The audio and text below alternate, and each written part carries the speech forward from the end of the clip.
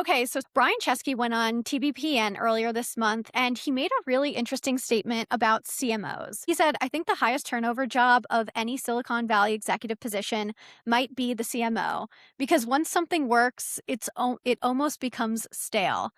That really stuck with me, especially as a leader of a production team.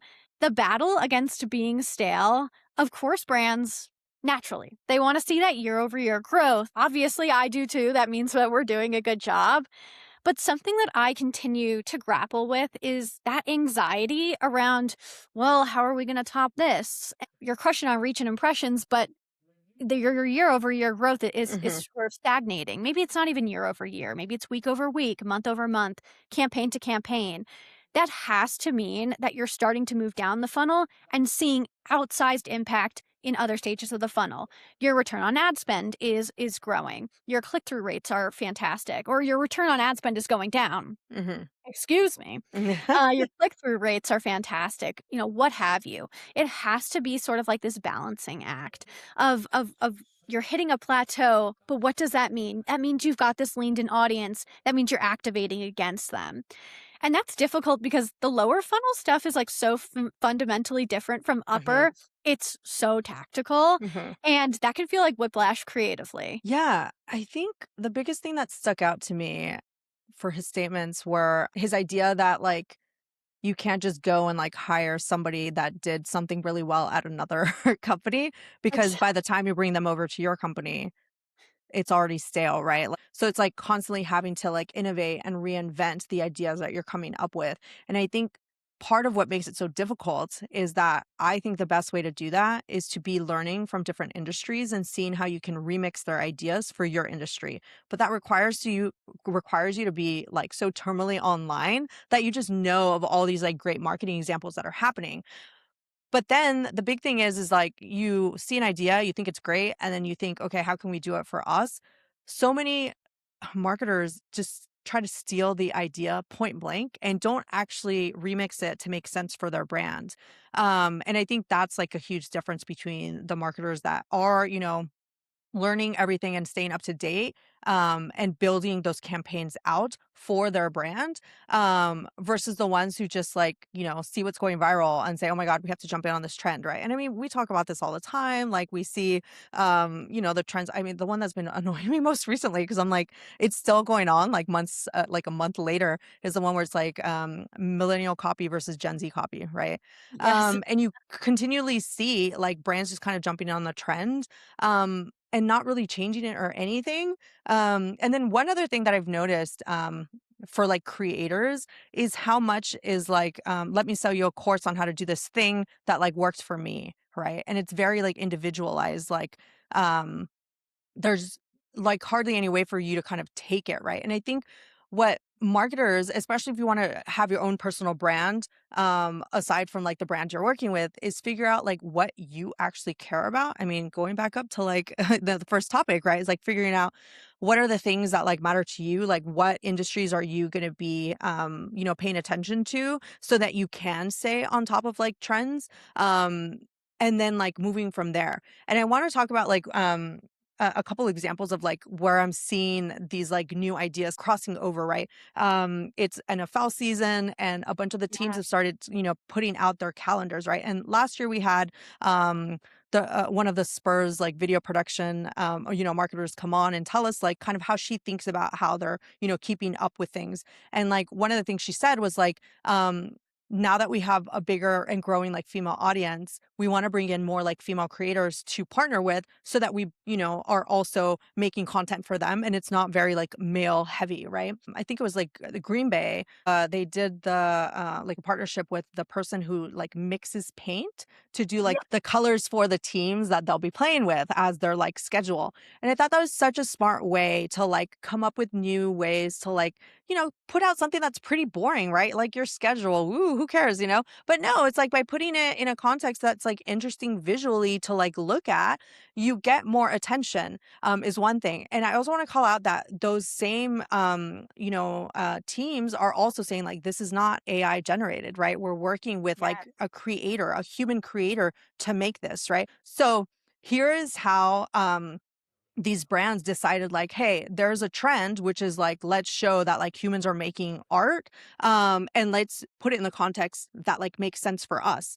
And they did that perfectly, and they're going viral, right? Because it's like you're making it fun and interesting for people to see the content that you usually put out regularly. I also had, NFL schedule release videos on my list here to chat with Nice. you about because Yeah. they're just so interesting. Yeah. Like, I obviously, they've been gaining a ton of popularity in the last, few years, Hmm. and it's so intriguing. I wish I was, like, a fly on the wall when these ideas get pitched, and it's sort of like the "trust me, bro" mentality of like, "No, no, no, like, this is gonna pop off on Yeah. social."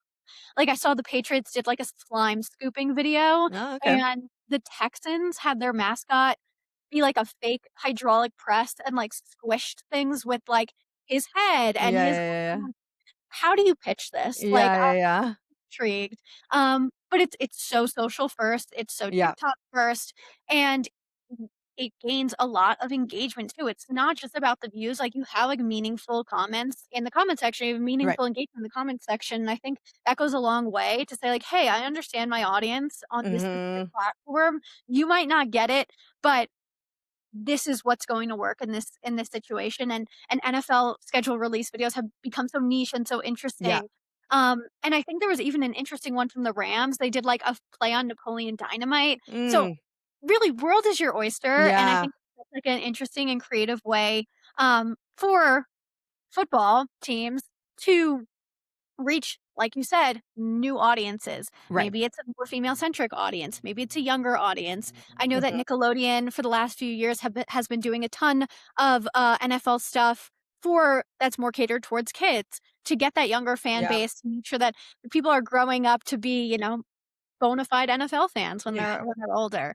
But I do think that it's something that I try not to take for granted is that we've all gotten to play in this, like, not so new anymore Hmm. social landscape for almost its entire life. Hmm. It's fun, it's challenging, it's exciting, but something that I'm really intrigued by is you can never let your guard down with social. Yeah. And these kids who are graduating nowadays, they look at social with a totally new Hmm. perspective. They don't feel intimidated by it. It's not this like beast that's a decade or two in the making where you have to do your time before you can pitch an idea. Like, I don't know, more traditional media types. You Yeah. don't have Yeah. to like put in the tenure. And I think that means that there's really no institutionalization of social, like, there's no gatekeeping. Social, like, watches you get the hang of things and then says, "Oh, that's a cute idea," and then changes the algorithm on you, and it's like, Yeah. that actually doesn't work anymore, and I think that's what Brian Chesky is getting at. It's this Hmm. cycle of, like, breakthrough to stale. Yeah. It's exhausting. Hmm. It's also fun and challenging, but it's certainly worlds different than what other executive positions have to deal with. I mean, CTOs now with like, AI, maybe that's like a change, like how fast you're adapting, how fast you're using it. But certainly with like, marketing, particularly, and it's not even just social, right? 'Cause social is like a very obvious one because it's, there, everybody sees it, right? But like email has changed a lot. Absolutely. Ads have changed, like OpenAI opening that up. I'm seeing like a huge shift happening in like movies and TVs now that like each of the streaming platforms all opened up ad levels that people can pay for, and are setting up their own internal ad network so that they don't have to like outsource that. So it's just like the wild wild west, and I think part of it is, are we heading to like a point where it's better to be a generalist, a lot about everything, or to be like a specialist, right? And I think that's where we don't exactly know where the CMOs are heading, because it's like maybe it's better to know more about like several things so that like you can have those people working underneath you that are the like specialists. Or maybe it's better like if you are working with a particular industry where ads is the only way that you're going to be marketing, ads is like what you need to specialize in. But I think that all should come down to like what is it you actually care about, if that is a thing you want to do, right? Because another thing I'm seeing is that regular marketers don't want to be managers anymore, right? They don't want to be in the C suite, they don't want to like manage people, they just want to be ICs, so that they can continue doing the work, right? So that's something that I think think every marketer should figure out. Like, No, absolutely. I think that's so interesting. You said a couple of things that like really struck a chord with me. One is like, do you continue to specialize? And I think another way to think about that is like, do you keep trying to hop on like what the newest thing is? At mm, New Motion, like our whole ethos is being science backed. We like to mhm, say like science backed ideas built for human attention. And on our website, there's like an entire page dedicated to our methodology. And mhm, at the top of that page, it's like creative that breaks through isn't luck. mhm, And the rest of the page details what we mean by that from ideation to execution. And step one of our like 6 steps between those two sides of the coin is a thesis, the creation of a thesis that isn't just based on trends, but is based on human behavior. And I'm not here to say there's no place for trends. Clearly, we're just talking mhm, about the NFL schedule release and how that's like the perfect opportunity to tap into like a one off. But battling stale with trends can sometimes lead to creative on sometimes will lead to creative burnout, because there's no, like, North Star there. So what we try to do at New Motion is we try to, like, really anchor ourselves in human attention and human-backed principles, so we're not doing this, like, Sisyphean task of, like, throwing darts at a dartboard that, like, is, like, moving at the speed of light. And I think you brought up something that also, made me think it was honestly, it's a personal struggle for me. Coming to New Motion was the first time that I became a team lead. mhm, Started as director of production, grew to SVP of production now with a team of like 15 people under me.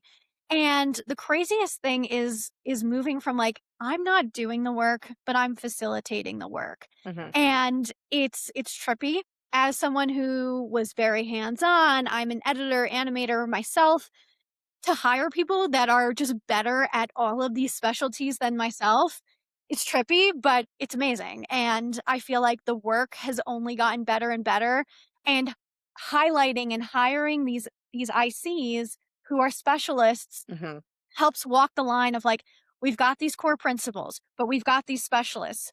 We've got a mix of generations on our team. We've got the Gen Zs pushing us. We've got the millennials who are anchoring us in principles that they have seen work time and time again. Like you're building like the Avengers mhm, essentially to attack this battle of like sameness mhm. and creative fatigue. So I think it's interesting. I also think it's crazy that how many ad formats there are, how many ad placements there are these days. And the fatigue that comes with that. It's like, okay, let me build this for LinkedIn, Twitter, Instagram, Facebook, and also programmatic and also streaming. Easy, no problem. Yeah. So, it's creative fatigue for sure. Yeah, yeah, yeah, for sure. And then there's just so many new avenues, which I mean, we'll get to with my next topic of like things that it's like you can't compete with someone that's natively started doing the thing from the beginning. You just have to learn how what's important for that thing, and then how to manage the people that can do that thing. Yeah, I feel like the biggest lesson that I learned in looking at this little piece from Brian Chesky, this interview, is the battle against being stale is much better fought with human principles in mind. You need something to be your north star, and everything else is gravy. It's like the north star is that you've got to get your product in the first 3 seconds. That's a bit of a softball best practice, but then it's like okay, and what trend are we tapping into then? And how are we making sure our audience is seen? And then you layer on top of that, but having a strong foundation and core principles that you believe in Mhm, is so key to creating something that feels strong, repeatable, but also different enough from the next thing that you're going to make and the previous thing that you've made. Um, and then also building this Avengers like team and having specialists balanced with managers, ICs, and running like the whole gamut of like creative production in a really interesting way to combat that creative fatigue because you're not alone. And I feel mhm. like the role of CMO must be a lonely one at times. And especially when you're looking at your peers in the C-suite who aren't dealing with this constant state of change, it's good to build a team that's here for you. Yeah, oh my god, that's so good. Yeah, lessons for me are I think it's on each marketer to keep an eye out on what's not it's not just like trending and like going viral, because it's not that, but the additional discernment of how you can translate it in a way that like functions best for you and your company. And I think Mhm. that taste level and like discernment level is really tough to get because it's very, very easy to just jump in on a trend and copy it like word for word. But it's much more engaging for your fans to see it translated in a way that makes sense for them. And I think that's one of the reasons why I've loved these like NFL schedules because it's like each of the teams has shown a personality that goes with them and their fans that makes sense for their brand. And I think one of the things that I love now is it is a little easier to become more knowledgeable and specialize in a certain thing and like be able to come up with ideas. So like opening it up, like much like what you were saying, right?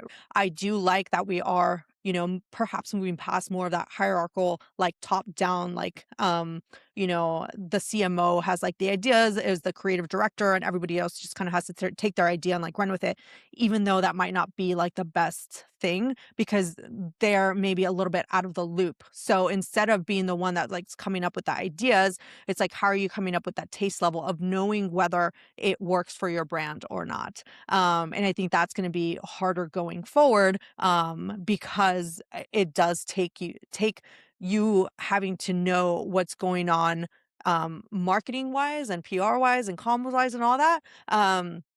And keeping your like thumb on the scale versus like just being able to come up with an idea and trying to put that in action. But we'll see. I mean, clearly at least Brian Chesky is thinking about it in that way. Maybe it's not hasn't funneled down to most companies there. So think about whether that's the type of CMO job you do want. Is it where I want to be at the forefront of thinking about trends and ideas and how we're kind of shifting and getting in front of people? Or is it okay for me to work like in an industry where everything moves a little bit slower, like healthcare, right? Do you really need to be doing as much, in healthcare that you knew in tech? No. So, think about like that as you think about where you want to end up in your career. Absolutely.